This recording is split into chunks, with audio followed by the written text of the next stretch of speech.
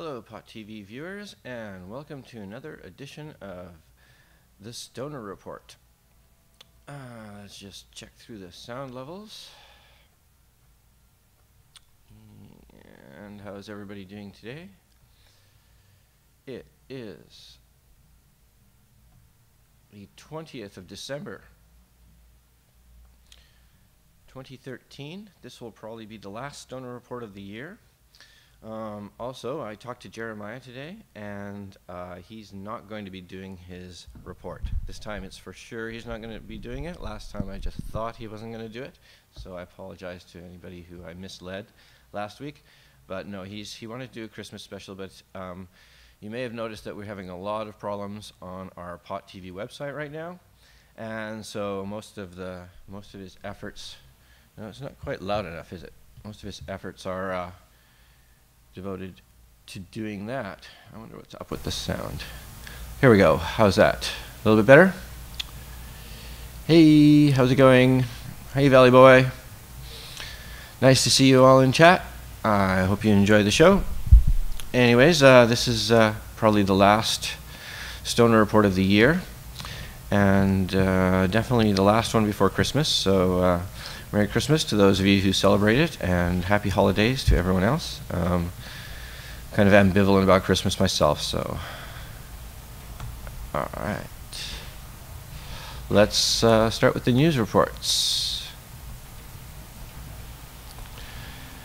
So the big thing in the news today, or this week anyway, has been the latest survey by the Monitoring of the Future. And start with that one. The annual Monitoring the Future survey of teen drug use is out. And anyone trying to use the numbers to argue marijuana reform is causing a spike in teen pot smoking is going to have a hard sell. That doesn't seem to be stopping them. Here's what MTF had to say about teen marijuana use. Annual marijuana prevalence peaked among 12th graders in 1979 at 51%, following a rise that began in the 1960s. Then use declined fairly steadily for 13 years, bottoming at 22% in 1992, a decline of more than half. The 1990s, however, saw a resurgence of use. After considerable increase, one that actually began among, can't quite see that, 8th graders a year earlier and among 10th and 12th graders. Annual prevalence rates peaked at 1996 in 8th grade and in 1997 at 10th and in 12th grades. After these peak years, use declined among all three grades through 2006, 2007, or 2008. After the declines, sorry, just trying to get comfortable here. After the declines, there began an upturn in all use in all three grades, lasting for 3 years in the lower grades and longer in grade 12. In 2011 and 2012, there was some decline in grade 8, with grade 10 and grade 12 grades leveling at 2012. In 2010, a significant increase in daily use occurred in all three grades, followed by a non-significant increase in 2011. In 2012, there was non-significant declines for daily use in the lower grades and a leveling at the 12th grades, with use reaching 1.1%, 3.5%, and 6.5% in grades 8, 10, and 12 respectively. Okay, well, I'm not sure if you followed that, but the bolding is ours. There are short-term ups and downs, but they seem to be mainly rhetorical and polemical significance. There we go. If you look at the handy tables at the end of the report, you see that combined lifetime marijuana use for all three grades, 8, 10, and 12, was at 30.7% last year, and the same as it was in 1995, 31.6%, or 2005, 30.8%. Much happens, but little changes. And another report on the same topic. Teen use of alcohol, tobacco falls to historic lows, but all the media and the feds want to talk about is pot. Adolescent consumption of alcohol and tobacco fell to historic lows, while self-reported annual use of cannabis held steady, according to survey data released today by the University of Michigan at Ann Arbor, which has been sampling teen consumption of various licit and illicit substances since the mid-1970s. But you wouldn't know these facts if you'd read today's mainstream media headlines. For example, the accompanying headline of McClatchy's Wire story inaccurately claims that marijuana consumption among young people rose between 2011 and 2012, stating, "Feds decry rising marijuana use among kids," despite the fact that the title of the study's own press release affirms the rise in teen marijuana use stalls. Other news outlets, such as PBS NewsHour, in which I am quoted here, predictably highlighted the federal government's talking point that adolescents' perception of pot's risk potential is dipping. Example, 60% of 12th grade students do not view marijuana as harmful. Unreported is the fact that this trend is not new, but rather an ongoing one.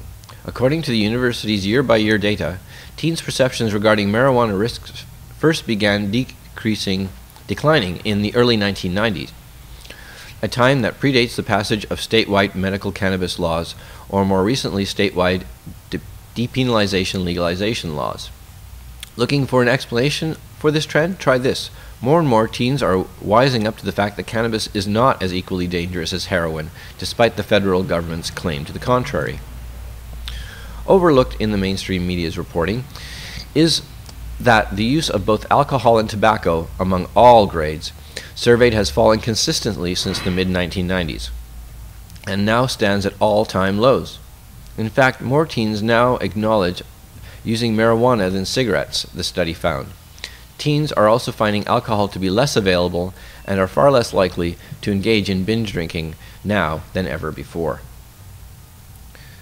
So yeah, those two stories are important, considering how the media has been reporting the opposite for the last few days, and that kind of demystifies their gobbledygook and bullshit. And in international news, remember last week Uruguay legalized marijuana, being the first country to do so. Not surprisingly, they're now in a spat with the International Drug Control Board. Uruguayan President Jose Mujica has certainly gotten attention on the world stage since his country legalized marijuana commerce last week, and not all of it has been favorable. The United Nations bureaucrats charged with maintaining adherence to global drug prohibition have been quick to criticize, and now Mujica and his wife, Uruguayan Senator Lucio Topolansky, have fired back. Two of the three UN drug control bureaucrats, the International Narcotics Control Board and the UN Office of Drugs and Crime, came out with quick criticisms of the Uruguayan move, with the UNODC head Yuri Fedotov calling the decision to legalize marijuana there unfortunate in a statement 2 days after the vote. But it was the INCB that leveled the harshest criticisms, and it was the INCB that drew the barbed retorts from Montevideo's first couple. Uruguay is breaking international conventions on drug control with cannabis legalization approved by its Congress, the INCB complained in a press release last Wednesday. The INCB qualified itself as surprised that Uruguay had knowingly decided to break the universally agreed and internationally endorsed legal provisions of the treaty. In a statement under the signature of INCB head Raymond Jans, the INCB also regrets that the government of Uruguay did not respond to INCB to engage in a dialogue prior to further consideration of the law.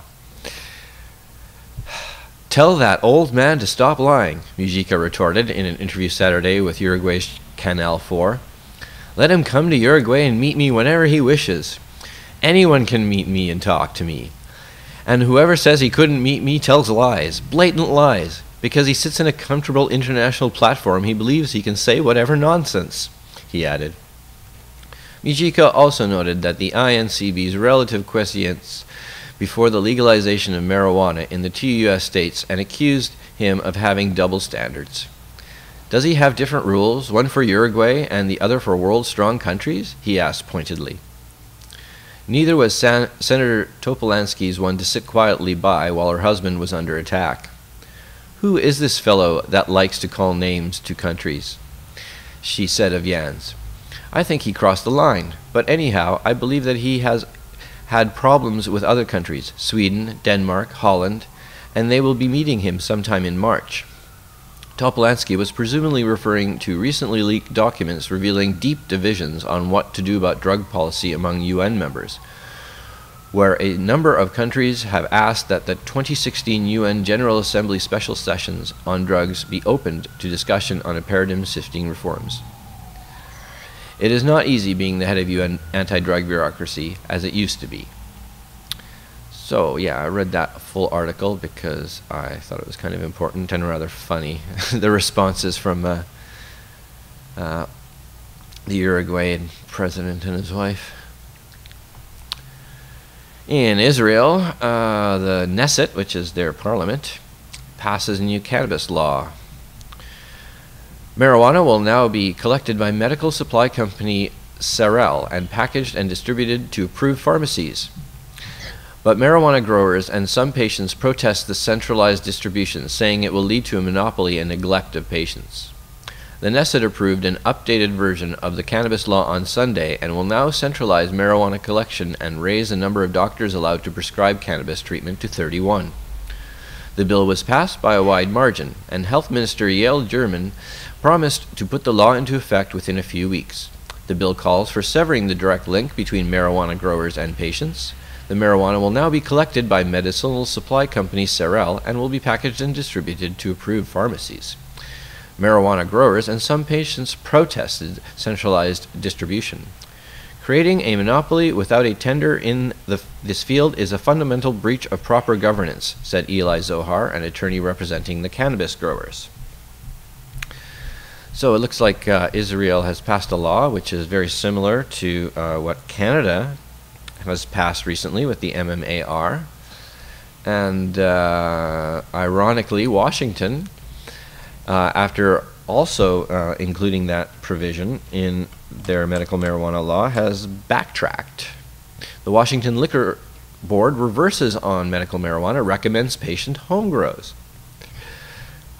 The State Liquor Control Board has changed its tune on allowing medical marijuana patients to grow their own cannabis. It does now recommend patients to be allowed to grow up to 6 plants for personal use. Allow home grows and the ability for qualified patient or designated provider to possess marijuana plants. A qualified patient or designated provider may possess 6 plants, 3 flowering and 3 non-flowering, the board writes in its new list of recommendations for creating a new state-guided medical marijuana system. You can read the entire document below.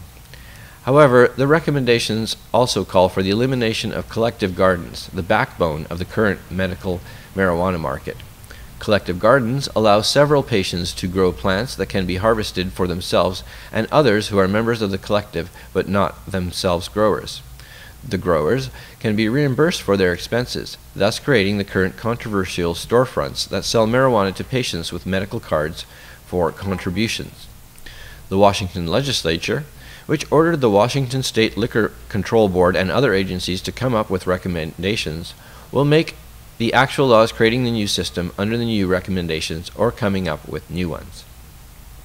So it's a partial backstep. It looks like there's going to be a lot of controversy on this issue in Washington and internationally.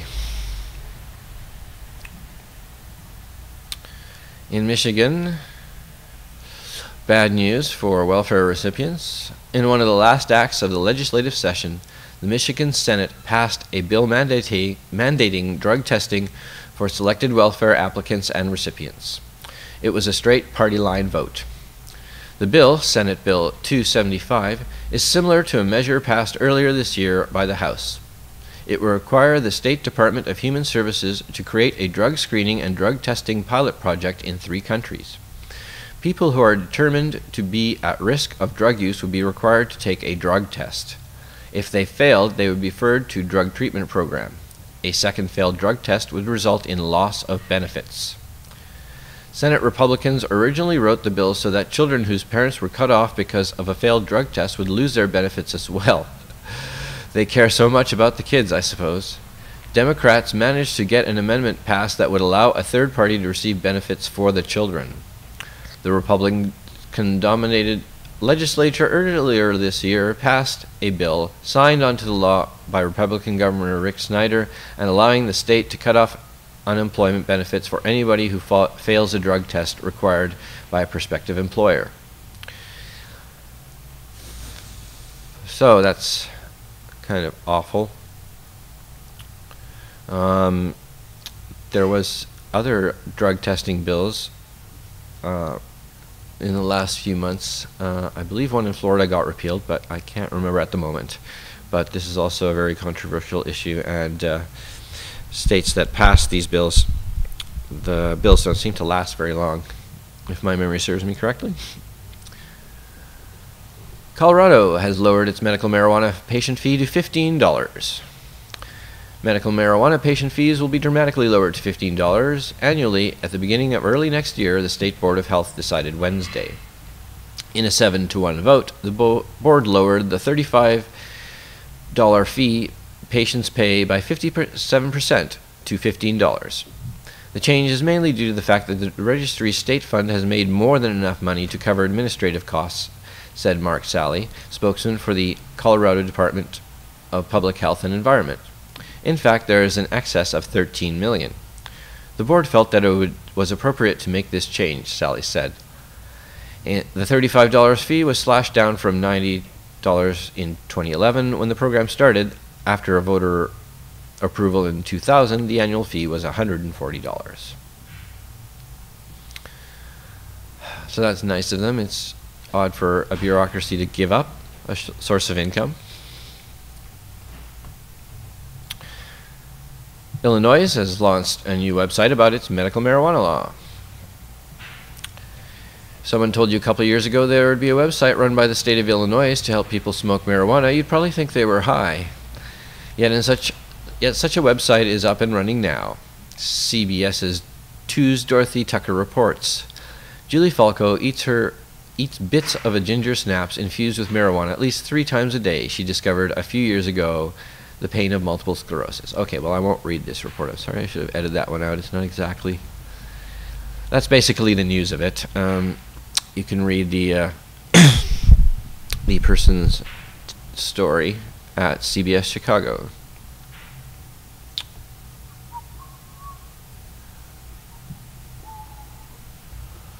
Bad news in New Jersey. Christie. Well, good news and bad news, I guess.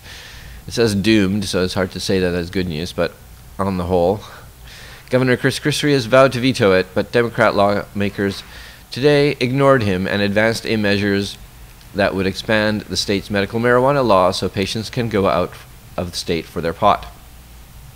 Under the bill, Assembly 4537, which passed Assembly 50-23 with 7 abstentions, patients from other states would also be able to buy medical marijuana in New Jersey. The bill has not yet passed the state Senate. Lawmakers wrote the bill with the help of Megan and Brian Wilson of the Scotch Plains, whose 2.5-year-old daughter Vivian suffers from a drug-resistant kind of epilepsy called Dravet syndrome. The Wilsons wanted to purchase a strain of marijuana from a Colorado grower, but was unable under New Jersey law. Even though the state has relaxed regulations to allow edible forms of the drug that the Wilsons need, they're not yet available at New Jersey's 3 open dispensaries. So, Chris Christie is being obstructionist again. Hopefully this bill would pass despite him, and maybe he won't veto it. But, well. Oh, it's 4:20. Or it's 2:20 rather, in the Pacific time zone, but in the, I think it's Central and Mountain. Happy 4:20. And I have a joint here.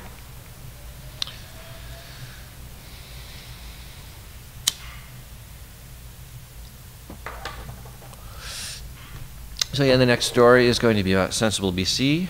It's actually written by Jeremiah, who again is not doing a show today. Sensible BC did not quite make it up the number of signatures as we needed. As you're no doubt aware, we got almost 2/3 of them, which is more than anyone expected. We still have time to do it again When we're going to do it again is not yet decided, but I'll let you know as soon as I hear something. And here's Jeremiah's story. Sensible BC founder says marijuana campaign not over despite falling short on signatures. Despite the remarkable efforts of thousands of volunteers, the Sensible BC campaign to decriminalize marijuana fell short of its target, collecting 2/3 of the signatures needed to put the issue on the ballot. But this isn't the end, organizer Dana Larson says. His now established team will be back for another try with better chances. Although we didn't hit our target overall, all things considered, I think it was a remarkably successful campaign, Dana Larson said on Friday's episode of Cannabis Culture News Live. Other than getting the signatures that we needed, we got everything else that we wanted. We got over 500 media articles. We got a great deal of awareness about this. Larson, the former editor of Cannabis Culture magazine and founder of the Vancouver Seed Bank and Vancouver Dispensary Society, worked for months in preparation for the campaign, which had only a 3-month period to collect 300,000 valid signatures from at least 10% of voters in all 85 provincial ridings. If successful in collecting signatures, the group would have put marijuana decriminalization before the public of British Columbia by asking them to vote yes or no for the Sensible Policing Act, a bill that would defund police enforcement of marijuana laws in the province. Last week, Larson and his crew delivered over 200,000 signatures to Elections BC in the Cannabis, now for sale, reaching their goal in several ridings, including BC Premier Christy Clark's.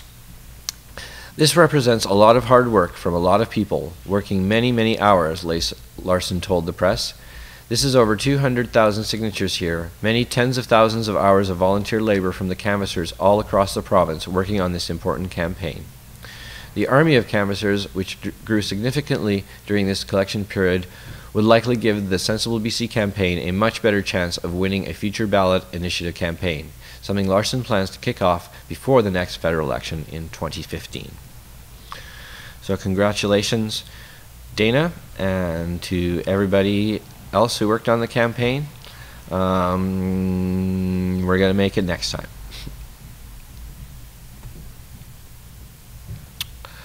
Peter MacKay seems to have smelled something in the wind, or in the way the wind is blowing. Tories to consider softening Canada's marijuana laws. As the year ends, Justice Minister Peter MacKay is strongly hinting that steps to modernize Canada's marijuana laws might be just around the corner. Fining pot smokers for possession of small amounts is one policy of the government will likely consider. That doesn't mean decriminalizing or legalizing, but it does mean giving police options. For example, to issue fines in addition to other sanctions, or as substitute for other sanction, MacKay told QMI agency.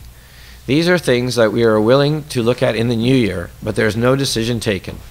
This is the first time the Conservatives have mentioned the idea since Prime Minister Stephen Harper said the feds were looking very carefully at it in August. The Canadian Association of Police Chiefs says fining pot smokers may be just the ticket to give officers an option other than ignoring lawbreakers or criminally charging them or setting up a large, expensive legal process. Hey, it's Jeremiah Vandermeer. They can't not use those puns. They love any pun here we are. When pot's involved. Pot puns so in headlines. They're highly ridiculous. Those people are crazy. Yeah, the Canadian police chiefs, and now old Steve's running with it. We knew this was coming down the pipe. I totally knew this when Stephen came out and said, oh, that might be an option before. I figured they might float this as a way to kind of ride both sides of the fence when it comes to the pot issue. They know that the public has reacted positively to Justin Trudeau's admission to smoking, so they want a little piece of that action too. They know that they can't really stand on this one because the Canadian people like pot. So they're trying to have it both ways by playing the hard line with their base and the immigrant voters who are going for that kind of crap. And then trying to have it both ways on the other side of it. But I'm stopping in. I'm not doing my show today for all you Pod TV showers out there. Unfortunately, no episode of Cannabis Culture News Live today, but we'll be back in the new year after the holiday. I think I'm going to go... What's going on next week? I know Al's doing his show. Is Greg doing something on Christmas? I think we're going to do something around. We were considering doing a Boxing Day thing or possibly a New Year's thing. Oh, okay. But I there don't won't know if be any a of that Christmas has show? been finalized. I'm going to be gone, I think, for Christmas. Where are you? What are you doing for Christmas? I'm not sure yet. I think I'm going to go to Nanaimo for Christmas. Oh, cool. So, yeah, I'll be there doing that kind of thing. But I'll be back for New Year's, so awesome. We could do a New Year's show or something. I don't know. I don't know how many people are going to be watching Pod TV when they could turn it on in their family living room around the tree, sit around with Pod TV on. Isn't family that what they do every year? Oh, sure. Watch our recasts. I think some of them do. Yes. I do. Yeah. Well, thanks for stopping by, Jeremiah. Thanks, Pod TV. Sorry that you can't do your show today. But, yeah, that's okay. I just have a ton of crap to do, and there's all kinds of... We've had some issues with the website today as well. Hopefully everything is fixed, although I know it's not. Not yet, no. We're getting closer, though. Seems like all the problems came at once. All the problems we've had individually over the last few years. It's like all of a sudden, like, boom. Yeah, well, actually, there's a reason for that, because we've been moving forward with a lot of new stuff with our web team, and we've been going live with some of the new changes, and that's had an effect on some of the other systems without us really knowing that it was going to happen that way. So that's why it seems like all at once. But you're right. There's like 4 different things or something that just all happened in the span of a couple of days. So we're fixing it, though. It's working. We're working it out. Oh, all thanks, Marius. Good joy. Yeah, no worries. Love you, Pod TV. Sorry I can't do the show today, but we'll be back. I'm not sure if we'll be back next Friday. What is next Friday? Next Friday would be like the 27th. 27th. There's a possibility of doing a 27th show. Really? Okay. I might be back by then. I might be coming back on the 26th, so we'll see how it goes. But I get the day off, but let me know and I'll come in for the show. We'll see how it goes. We'll keep you guys posted on the Twitter feeds and Facebook pages and all that kind of stuff. Yep. CannabisCulture.com. All right, guys. All right. Bye, Jer. Good show. Thanks. Well, that was an unexpected special guest. All right, back to the story on marijuana. Justin Trudeau's Liberals fight back. This is a story from Maclean's. Here at Maclean's, we appreciate the written word, and we appreciate you, the reader. Isn't that nice of them?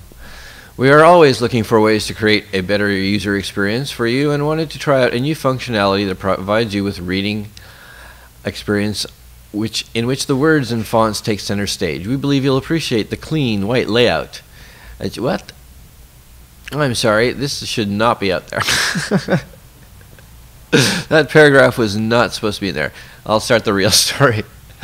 Okay, remember those conservative radio ads targeting Justin Trudeau and the Liberals on marijuana legalization? No, not surprising. They haven't received much coverage except for this piece I wrote a month ago. The conservative ads ran for weeks on end, although they seem, and I say tentatively, to have stopped. It was an aggressive buy. It ran in Punjabi and probably in Mandarin and Cantonese, though it sought to make parents worried that liberal drug policy would harm children. Now Liberals are running ads of their own on the same issue. Here's what the script for the ads in English. In the past 7 years of Stephen Harper and his Conservative government, our community has been flooded with marijuana. Justin Trudeau wants to tightly regulate marijuana to keep it out of the hands of our kids and striking back at the criminals and gangs who distribute it. Stephen Harper's approach has failed. We need a leader who is willing to tackle problems with solutions that actually work. Stephen Harper and the Conservatives are looking out for themselves. Justin Trudeau is looking out for us. He'll be Prime Minister with real priorities, authorized by the Liberal Party of Canada. So, yeah, that makes more sense. I apologize for that paragraph in there. I'll edit that out after the show.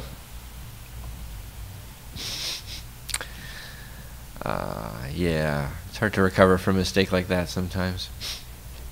Okay, and final story, Canadian as well, and on hemp.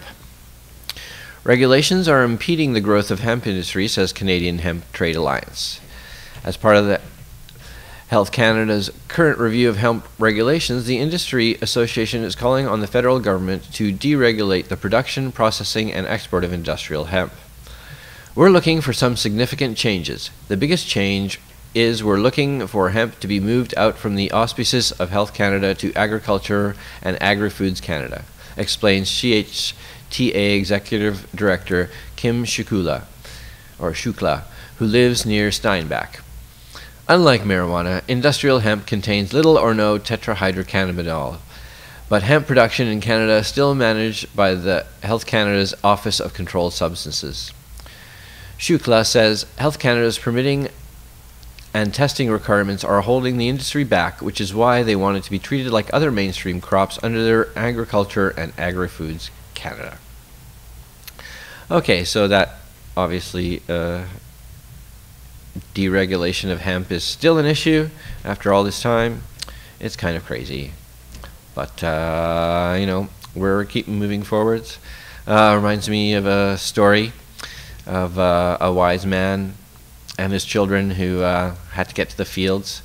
There was a mountain in the way, and so day by day him and his children started taking bits of rock from the mountain and moving them, and people would pass by and say, are you crazy? You're going to move that mountain? You can't move that mountain. And he goes, no, I can't move that mountain, but my children will have children, and they'll have children, and one day we're going to move the mountain. So, you know, legalizing marijuana is that mountain, and a lot of people laugh in our faces and say that we can't do it, but as long as each one of us does our bit, we're going to make it. That much I can assure you. Anyways, don't forget, cannabis is the most advanced plant on the planet. We are going to use it to save ourselves, save the planet. Have a wonderful holiday season, and probably see you sometime next week, but if not, have a happy new year. All right, take care. Peace.